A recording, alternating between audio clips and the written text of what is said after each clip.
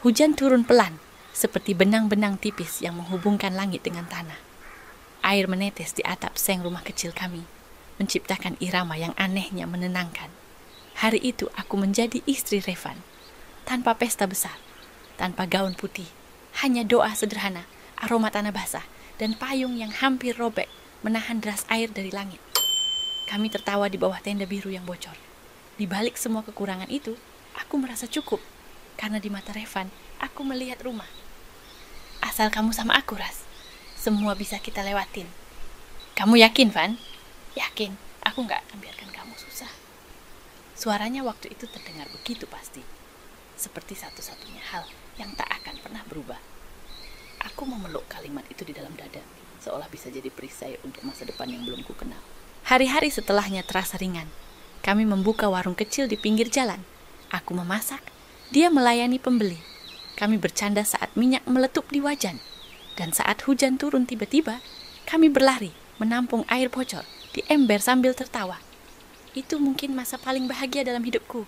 Tapi kebahagiaan memang suka datang tanpa peringatan. Sebelum akhirnya pergi diam-diam. Perlahan, Revan mulai berubah. Tatapannya sering kosong, seperti pikirannya terbang ke tempat yang tak bisa kuikuti. Ia lebih banyak diam, dan di malam hari, ia duduk di depan jendela sambil menatap gelap, tanpa alasan yang bisa kuterka. Aku mencoba memecah diam itu. Capek, Van? Enggak, cuma mikir. Mikir apa? Enggak penting. Tapi aku tahu, kalau seorang suami mulai berkata, enggak penting, justru disitulah segalanya mulai jadi penting. Suatu malam aku terbangun, karena suara kursi berderit di balik lampu minyak. Revan duduk di meja kecil, menatap selembar surat lusuh dengan tangan bergetar. Saat aku melangkah mendekat, ia cepat-cepat melipatnya. Itu apa, Van? Enggak ada apa-apa, cuma catatan lama. Nada suaranya datar, tapi ada getar di ujungnya. Getar yang kutahu lahir dari kebohongan. Esoknya, seorang pria datang ke warung. Mobilnya hitam mengilap, bertentangan dengan tanah becek yang ia injak. Bajunya licin, sepatu mahalnya nyaris tanpa noda. Ia tersenyum padaku, senyum yang sopan, lalu matanya menyapu badanku dari kaki hingga ke kepala, dan itu membuat bulu kudukku berdiri. Ini istri kamu, Van? Iya, ini Laras. Cantik, kamu beruntung, dan aku suka. Nada suaranya halus, tapi ada sesuatu di baliknya. Seperti racun manis yang belum bereaksi. Namanya Radit. Ia berbicara soal bisnis, soal bantuan, soal masa lalu ayah Revan. Dan sejak hari itu, Revan mulai sering keluar hingga larut malam. Katanya mencari bahan dagangan, tapi setiap kali pulang, ada aroma asing di bajunya. Bukan parfum, bukan sabun, tapi aroma ketakutan yang ia sembunyikan di balik senyum. Malam berikutnya, hujan turun deras lagi. Aku duduk di teras, menatap lampu jalan yang bergoyang ditiup angin. Tiba-tiba, suara mobil berhenti di depan rumah. Aku pikir Revan pulang, tapi bukan. Radit turun, memegang payung hitam, menatap rumah kami dengan senyum yang terlalu yakin. Pak Radit, ada perlu apa? Tanyaku dengan hati-hati. Revan ada, belum pulang. Kalau dia pulang, bilang aja aku udah siap bantu dia. Seperti janjiku dulu. Sampai jumpa Dek Laras. Kalimat itu menggema di kepalaku lama setelah mobilnya pergi. Janji apa? Bantuan macam apa? Dan kenapa matanya menatapku begitu lama sebelum melangkah pergi? Lalu kenapa harus Dek? Malamnya, Revan datang dalam keadaan basah kuyup. Ia tidak bicara, hanya menatap lantai.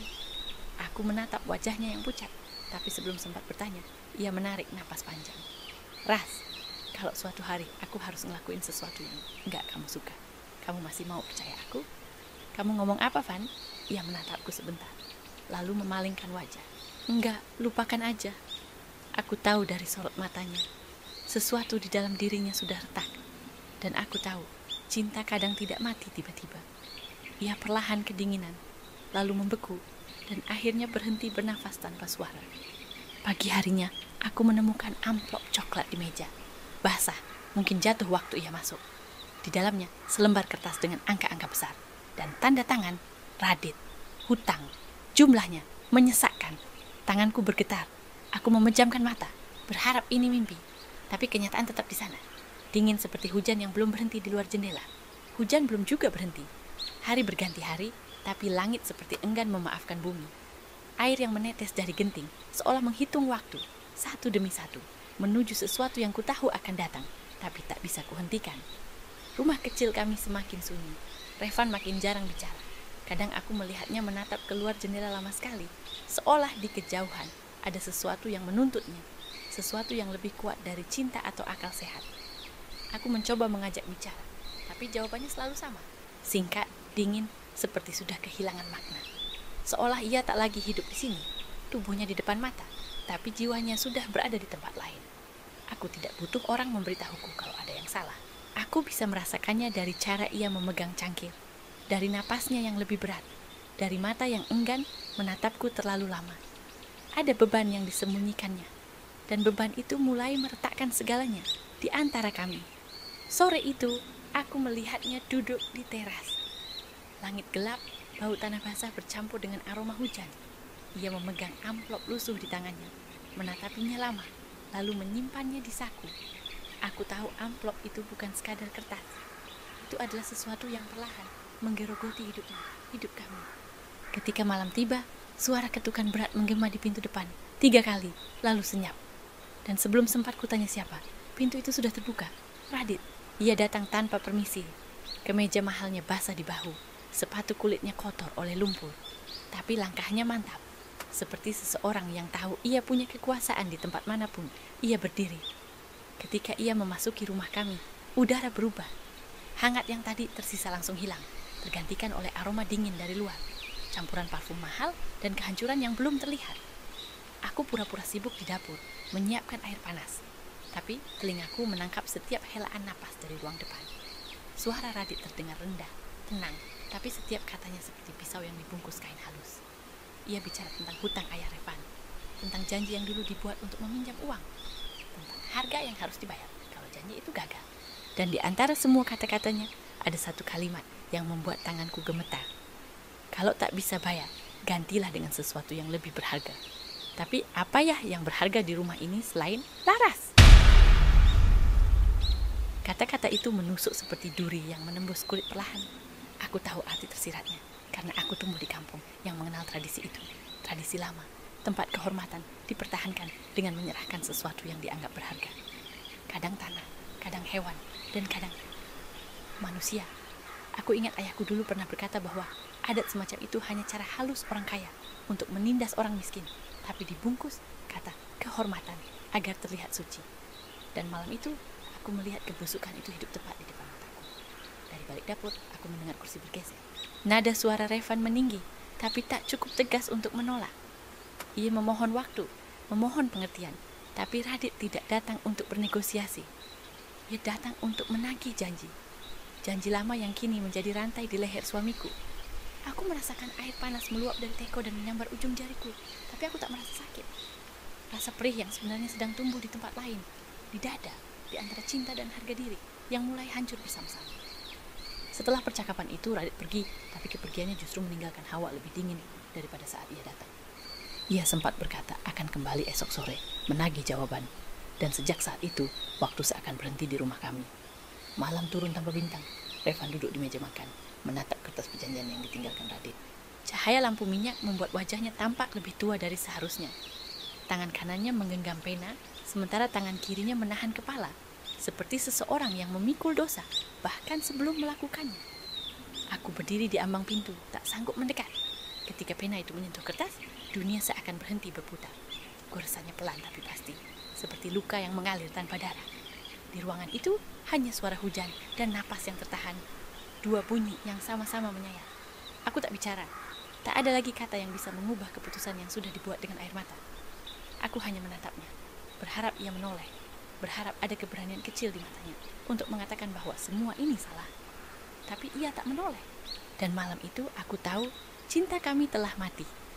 Bukan karena orang ketiga, bukan karena pertengkaran, tapi karena rasa takut. Karena suamiku memilih bertahan hidup dengan menjual sesuatu yang seharusnya ia lindungi. Hujan di luar makin deras, seolah langit menangis untukku. Aku menatap bayangan mereka dari balik tirai. Revan dan Radit berdiri di bawah pohon besar, berbicara tanpa suara. Satu putus asa, satu berkuasa. Dan aku yang berdiri di balik kaca hanya bisa menatap tubuhku sendiri di pantulan jendela. tubuh seorang wanita yang baru saja dijadikan harga sebuah kesepakatan. Pagi itu terasa aneh. Langit terlalu cerah untuk hari yang seharusnya gelap. Burung-burung berkicau seperti biasa, tapi bagiku suara mereka terdengar seperti ejekan. Aku menatap Revan yang duduk di depan rumah. Pandangannya kosong, seperti orang yang kehilangan arah, tapi tetap memaksa berjalan. Di atas meja, kertas perjanjian itu sudah tertata rapi. Tinta yang menandai namanya masih terlihat baru, dingin, basah, seperti luka yang belum sempat mengering. Aku tidak bicara padanya pagi itu. Kami hanya saling diam.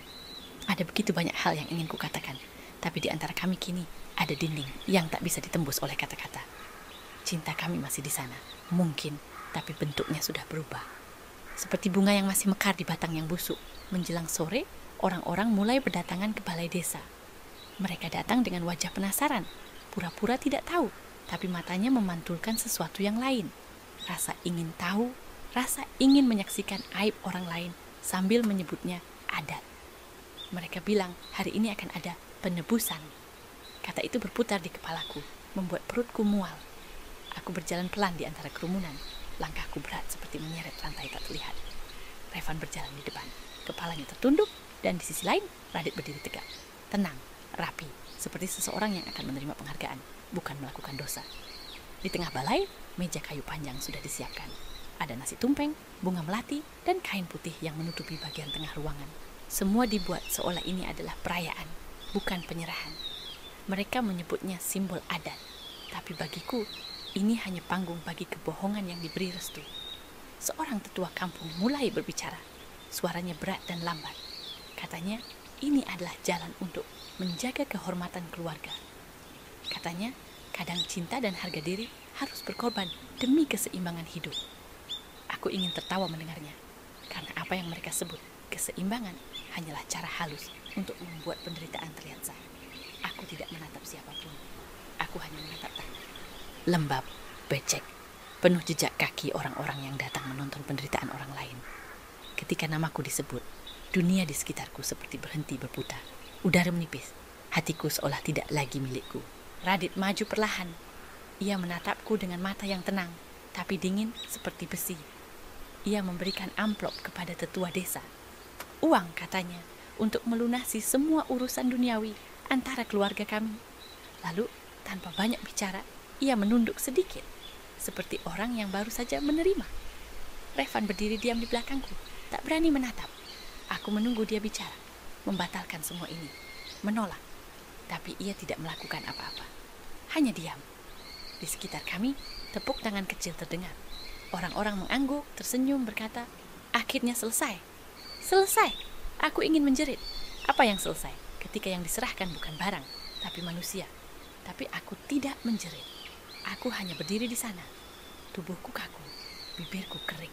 Aku merasa seperti roh yang keluar dari tubuh sendiri, menatap dari jauh bagaimana seorang wanita kehilangan dirinya tanpa suara. Aku tidak tahu berapa lama semua itu berlangsung. Yang ku tahu, ketika semuanya selesai, aku sudah tidak punya lagi alasan untuk menangis. Sore itu langit kembali mendung. Radit menyalakan mobil hitamnya, dan aku tahu waktuku di kampung sudah berakhir. Aku menatap rumah kami terakhir kali. Warung kecil itu, kursi reyot di depan pintu, dan jemuran yang belum sempat kuangkat dari tali. Semuanya masih di sana, tapi rasanya sudah seperti milik orang lain. Ketika mobil mulai bergerak, aku menoleh ke belakang. Revan berdiri di ujung jalan, wajahnya basah oleh hujan, atau mungkin air mata. Ia tak berkata apa-apa, hanya menatapku dari kejauhan. Dan di antara kami, ada jarak yang tak akan pernah bisa dijembatani lagi. Aku tidak akan memaafkanmu, bisikku pelan tapi cukup keras untuk ku dengar sendiri. Mobil terus melaju, meninggalkan desa yang mulai tenggelam dalam hujan sore. Aku menatap keluar jendela, tanah, pohon, langit, semuanya kabur. Tapi yang paling kabur adalah masa depanku sendiri. Sementara Radit di sebelahku, sesekali melihatku dengan senyum licik kemenangan. Di luar sana petir menyambar sekali, dan di dalam diriku sesuatu mati. Bukan cinta, tapi kepercayaan. Kota selalu tampak indah dari jauh. Lampu-lampunya seperti bintang yang turun ke bumi, jalanan berkilau setelah hujan, dan gedung-gedung tinggi berdiri gagah seperti tak mengenal dosa. Tapi dari dekat, semuanya terasa palsu. Seperti wajah yang terlalu banyak diberi beda, terang di luar, busuk di dalam. Aku menatap keluar jendela mobil. Jalanan berganti, sawah berganti gedung, udara berganti debu. Radit duduk di samping sopir, sibuk dengan ponselnya. Senyap, tapi setiap gerak tubuhnya menandakan satu hal. Ia terbiasa memerintah, bukan mendengarkan. Mobil berhenti di depan sebuah rumah besar, berwarna putih, dikelilingi pagar tinggi dengan lampu taman di setiap sudut. Begitu pintu terbuka, aroma mahal langsung menyeruak. Wangi bunga segar bercampur kayu mahal. Aku menjejakkan kaki ke lantai marmer yang dingin. Permukaannya mengkilap, tapi dinginnya menembus tulang. Seseorang menyambutku, mungkin asisten rumah tangga, tapi wajahnya tak berani menatap. Ia membawaku melewati lorong panjang yang penuh lukisan, lalu berhenti di depan pintu besar. Ini kamar Ibu Laras, katanya pelan, lalu menunduk dan pergi tanpa suara.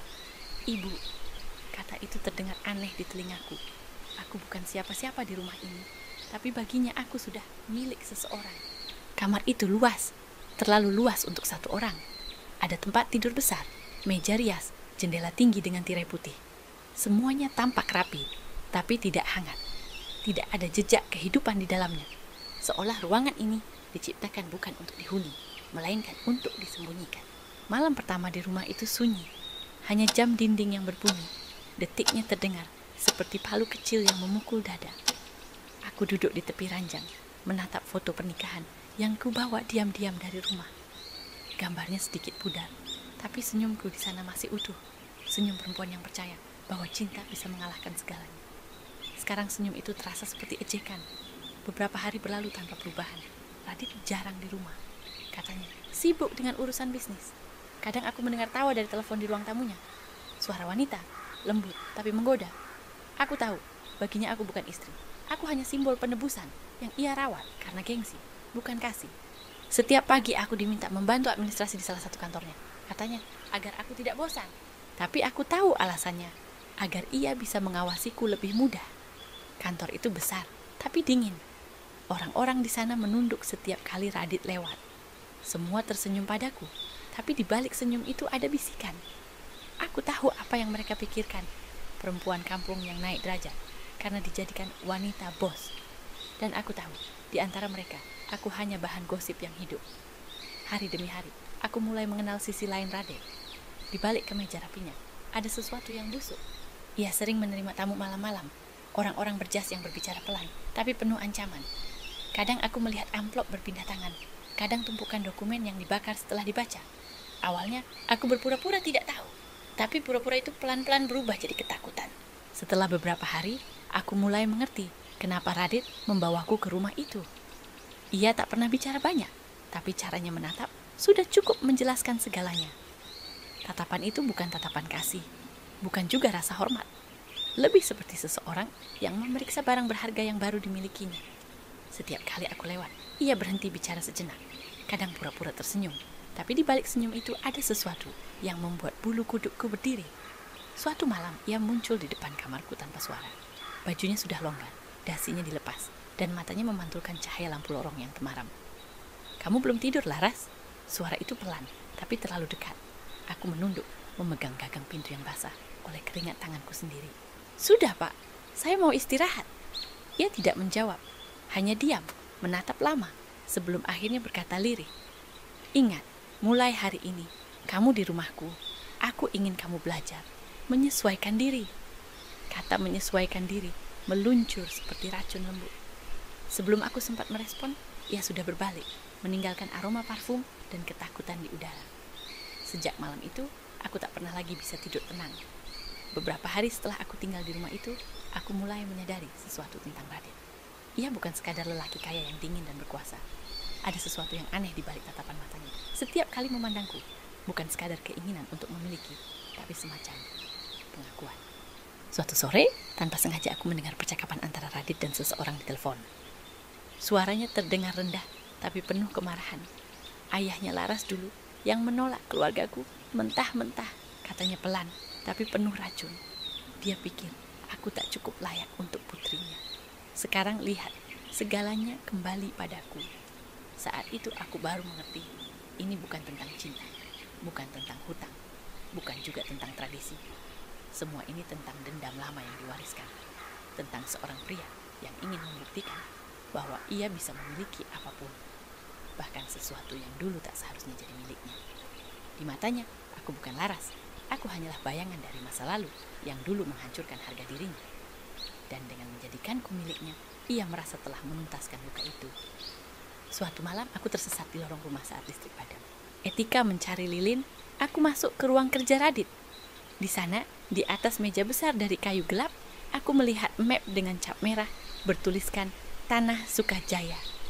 Aku membuka perlahan dan dadaku langsung bergetar. Dokumen itu berisi peta kampung kami. Surat jual beli palsu, nama pemilik diganti, tanda tangan Revan dipalsukan. Dan di bawahnya, nama Radit tercetak jelas. Tanah tempat rumah kami berdiri, kini menjadi miliknya. Aku berdiri lama, tak tahu harus marah atau menangis. Ternyata, aku bukan hanya istri yang dijual. Aku juga bagian dari penipuan yang lebih besar.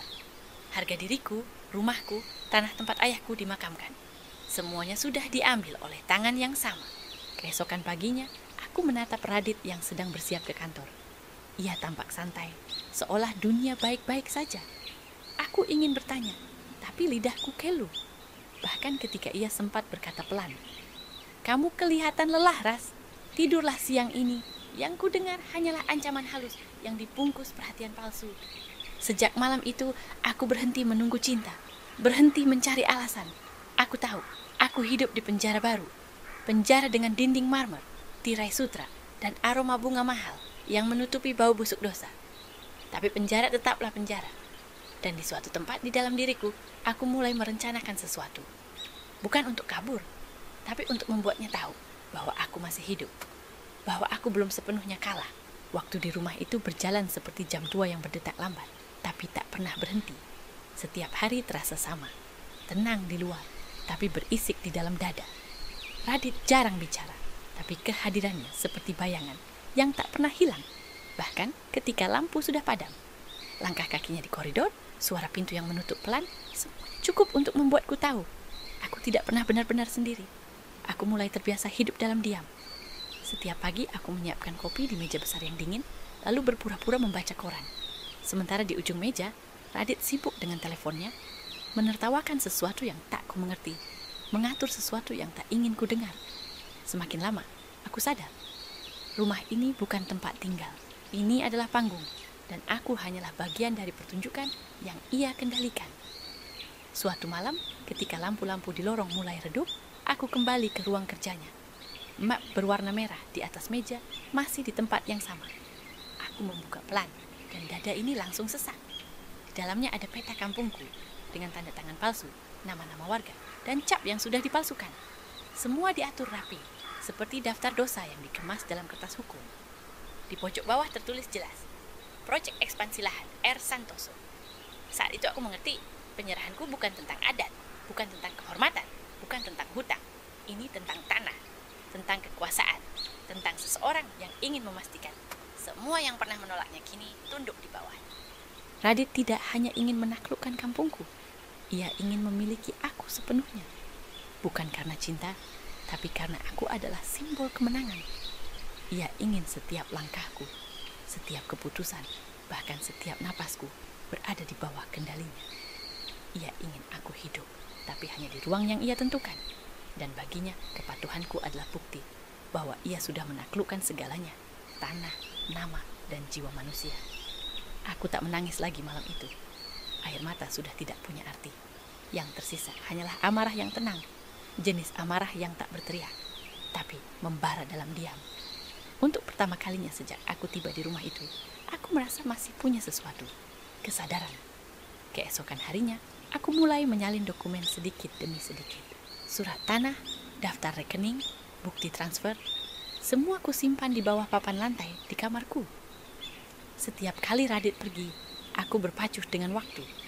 Setiap lembar kertas itu terasa seperti bagian kecil dari kebebasan yang perlahan kukumpulkan.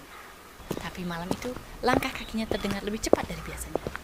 Aku tak sempat menutup map saat pintu terbuka. Bayangannya jatuh ke lantai, panjang, menelan cahaya kecil dari lampu meja. Kau pikir aku tidak tahu, Laras? Suaranya rendah tapi menusuk. Aku membeku. Tanganku masih memegang dokumen, dan ia berjalan mendekat tanpa tergesa. Ia menatapku lama, senyumnya tipis, tapi matanya gelap.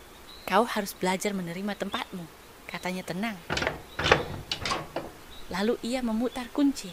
Pintu terkunci. Dari dalam, aku berdiri mematung, napasku terhenti di tenggorokan. Dan di detik itu aku sadar, bukan hanya tubuhku yang ia kurung, tapi seluruh hidupku. Namun di balik ketakutan itu, ada satu hal lain yang lahir pelan-pelan di dadaku. Tekad.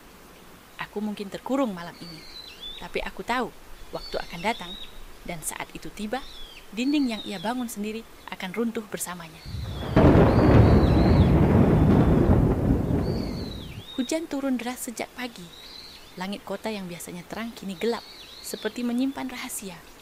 Aku duduk di tepi tempat tidur, memandangi tumpukan dokumen yang selama berminggu-minggu kusembunyikan di bawah papan lantai. Hari ini, aku tahu semuanya akan berakhir, entah untukku atau untuknya. Suara langkah kaki di lorong terdengar lagi, tapi kali ini bukan Radit. Beberapa mobil berhenti di depan rumah, suara pintu dibanting, lalu gema sepatu di marmer. Ketika pintu utama dibuka, suara tegas menggema. "Polisi, kami punya surat penangkapan." Aku berdiri di balik tirai. Dari jendela, kulihat petugas masuk dengan jas hujan basah. Radit berusaha tenang, tapi aku bisa melihat tangannya gemetar. Ia sempat melirik ke arah kamarku, seolah ingin memastikan aku melihat semuanya. Ya, aku melihat. Dan untuk pertama kalinya, aku tidak merasa takut. Mereka membawanya dengan borgol di tangan. Ia masih sempat bicara pelan pada petugas, mencoba bernegosiasi seperti biasa, tapi tak ada yang mau mendengar. Dunia luar akhirnya menilai dosa yang selama ini ia sembunyikan dengan uang dan nama baik. Ketika mobil polisi mulai menjauh, aku baru sadar napasku tercekat sejak tadi. Aku menatap rumah besar itu, luas, kosong, tapi akhirnya terasa bebas. Tak ada suara langkah kaki di lorong, tak ada tatapan yang membekukan udara. Hanya suara hujan dan dengungan halus yang terasa seperti bisikan dari masa lalu. Tak lama setelah itu, seseorang datang ke rumah. Langkahnya kok kenal, bahkan sebelum aku melihat wajahnya. Revan. Ia berdiri di depan pintu, basah kuyup, wajahnya tirus dan pucat. Waktu telah menua di sekelilingnya, tapi sorot matanya masih sama, penuh rasa bersalah. Kami hanya diam beberapa detik. Aku tidak tahu harus marah, menangis, atau tertawa, karena di antara kami tak ada yang tersisa untuk dijelaskan. "Aku datang bukan untuk minta maaf," katanya akhirnya. "Aku cuma ingin kamu tahu, aku menyesal. Tapi aku juga tahu, penyesalan tidak cukup menebus apapun."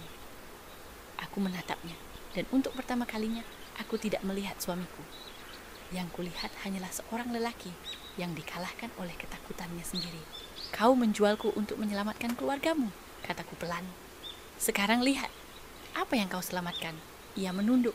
Hujan di luar seperti ikut menampar wajahnya. Mungkin kalau ini dulu terjadi, aku akan menangis.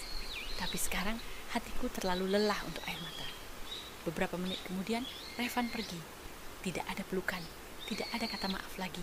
Yang tertinggal hanyalah suara pintu yang tertutup pelan. Suara paling jujur dari semua yang pernah ia ucapkan padaku. Hari-hari setelah itu terasa asing. Rumah besar itu dijual, dan aku kembali ke kampung. Tanah kami yang dulu diambil kini dipulihkan, tapi rasanya berbeda.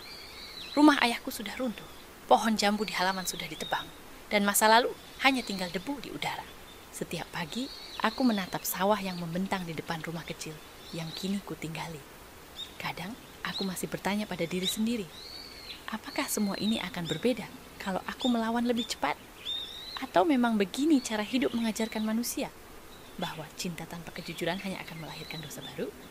Suatu sore, aku berjalan ke tepi sungai, tempat dulu aku dan Revan sering duduk. Airnya kini lebih jernih, tapi aku tahu, di dasarnya masih ada lumpur yang tak akan pernah hilang. Aku berdiri di sana lama, membiarkan angin menyentuh wajahku, dan membiarkan masa lalu pergi bersama arus. Aku tidak membenci siapapun lagi. Aku hanya belajar menerima bahwa tidak semua luka bisa sembuh. Beberapa hanya bisa berdampingan dengan waktu.